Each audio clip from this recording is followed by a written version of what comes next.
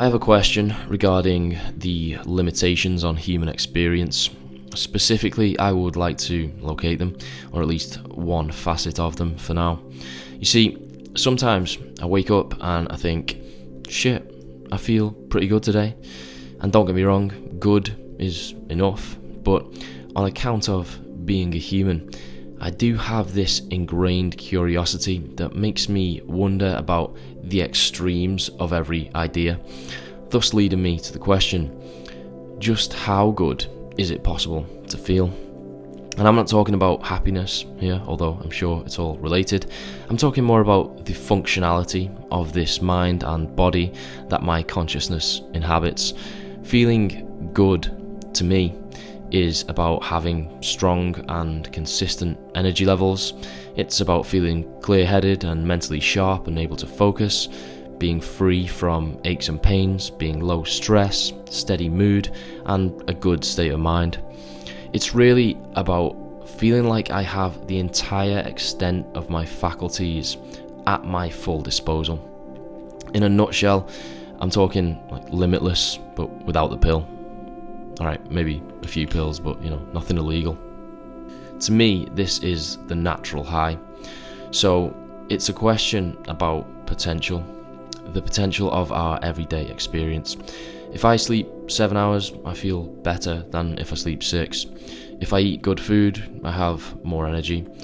So what if I take every single thing I can think of or can find research on that might contribute to this state of maximum functionality, and I put them all together and I try to optimize them, and then I do it consistently? What then? Can you just hit another level where you feel noticeably different? Or are we pretty much at the peak of what we can feel like on a day-to-day basis? Somebody should be doing this experiment, and why not me? I'm young and physically fit and healthy. I can carve out some free time, and most of all, I am passionately curious about maximizing the functionality of this body of mine. And if that sounds like you, then why not you too? Who else but us? And if this is not an experiment with a good cause, then I don't know what is. Now, before we go about trying to answer the aforementioned questions, we do need to take a little breather and just inject a little realism, because I actually want this video to be somewhat helpful and not just a nice idea. So essentially, I am going to research all the things that I think may contribute to what we are calling the natural high, and then I'm going to do them and see how I feel. This is by no means a scientifically watertight investigation. Judging how you feel is massively flawed. Firstly, because there are a lot of things that are going to be of some benefit to you that are still going to be relatively imperceptible on a day-to-day experience level. So for example, if I take a vitamin D supplement, which contributes to the better functioning of my immune system, then I'm for sure reaping some kind of benefit.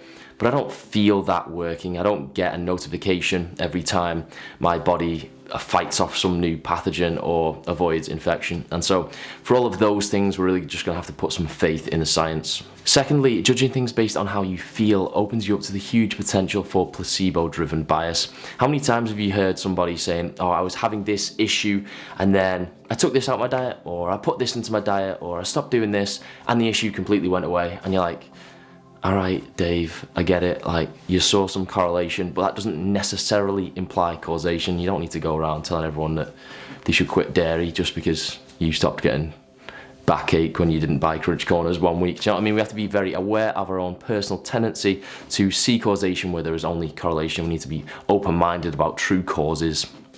Thirdly, I'm going to mention a lot of different things, and I understand that most people find it difficult enough just to stick to their training routine or to remember to take the vitamins every morning. And so I'm not suggesting that this is how we should actually live. For me, this is just an experiment and something that might be interesting, but I understand that it's probably not sustainable to maintain an optimal approach to every single different facet of your life, right? And so All I'm aiming for in this is to make an interesting video, and if you watch it and find it interesting, that's great. And if you do want to incorporate some of the things into your life, then that's even better.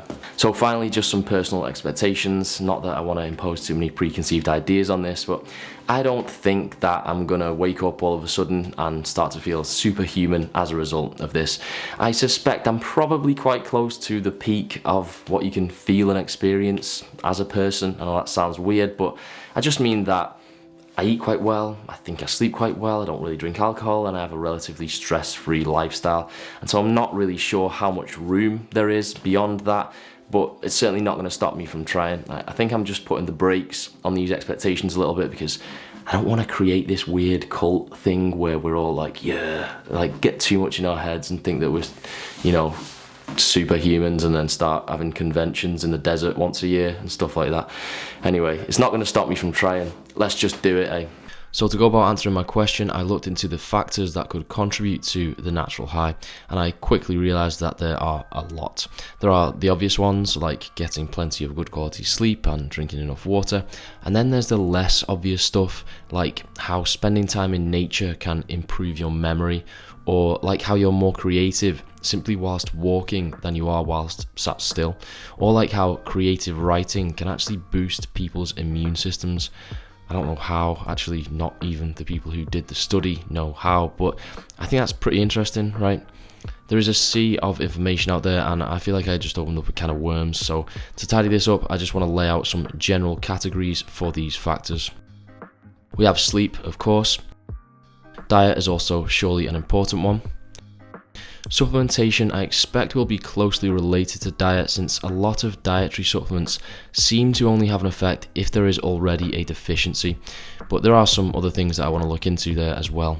Then we have physical factors. I'm going to use this term over just saying exercise, because I'm sure there are things that you probably can't quite class as exercise, but that still contribute. Then we have two more categories that maybe could have just been one, but after some deliberation I do want to separate them. Firstly, I'm going to use the term lifestyle to describe things like the examples I gave earlier, like how spending time in nature can positively affect memory, for instance, or if I find that taking cold showers make you invincible, as per YouTube morning routine videos, or that learning a second language turns you into a genius, then these are the kind of things that will go here. Finally, we have what I'm calling inhibitors. So these are the things that take you further away from the natural high. This could be something that negatively affects your physical functioning, like say excessive alcohol consumption, or something that detracts from your mental function, like stress or anxiety inducing activities. This is essentially the what not to do section, and in a sense it could be a subsection of all of the others, but I do want to talk about it on its own.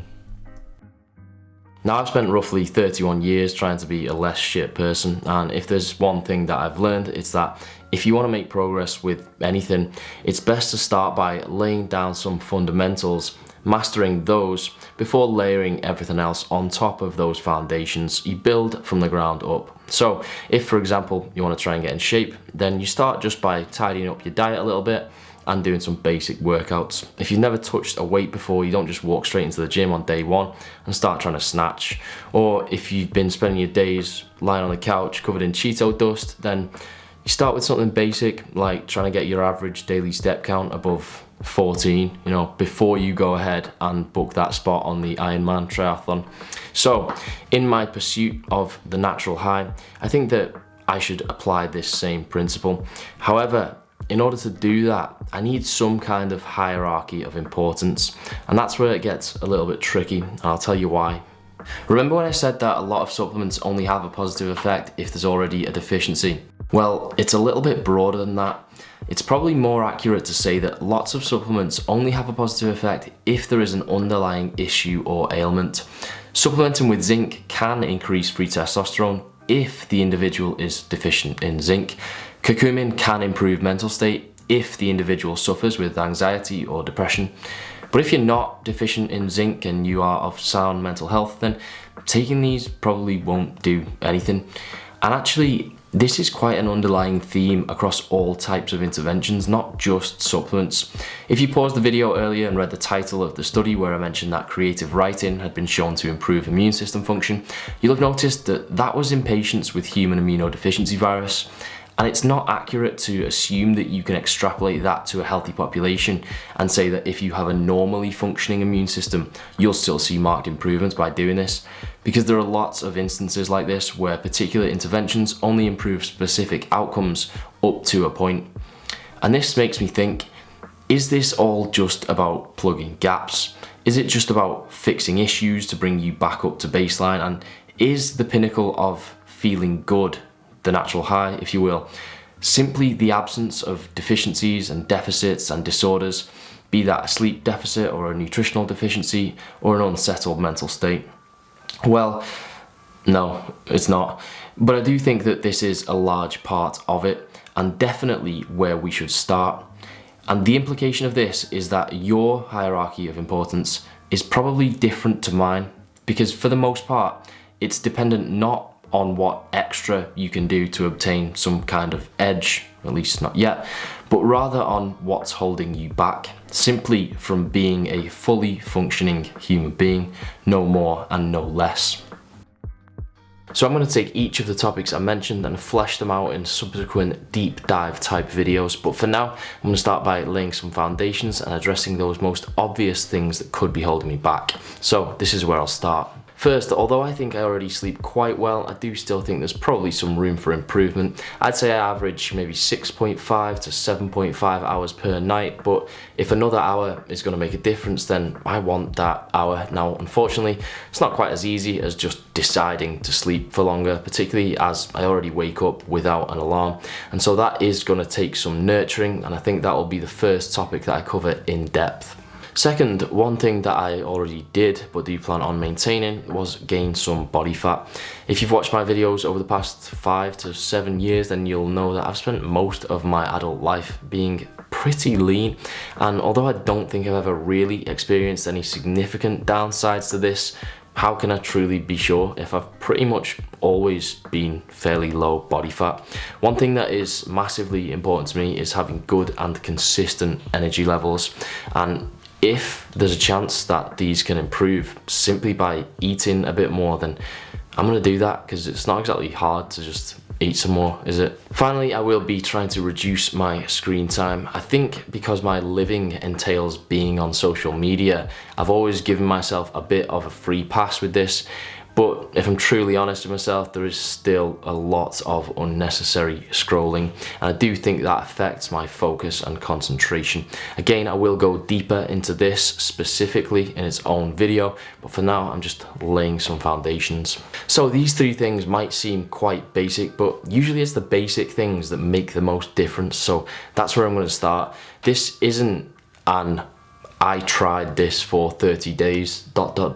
type video. This is going to be the documentation of a gradual lifestyle change that might take me months or years, but eventually I hope I will get close to answering the question, just how good is it possible to feel? Hopefully quite sick is the answer. Quite sick is the goal. I say I already feel quite sick sometimes, but can you feel it all the time? You know what I mean? Who knows, right? And then do you just catch up on a relative scale, and then sick becomes normal, and then you go again? All right, let's finish up with a question, because I do actually happen to be interested. So if you personally were to look at your life and then isolate the subsection of it that is within your control, what would be the 3 immediate interventions you would make in the pursuit of the natural high?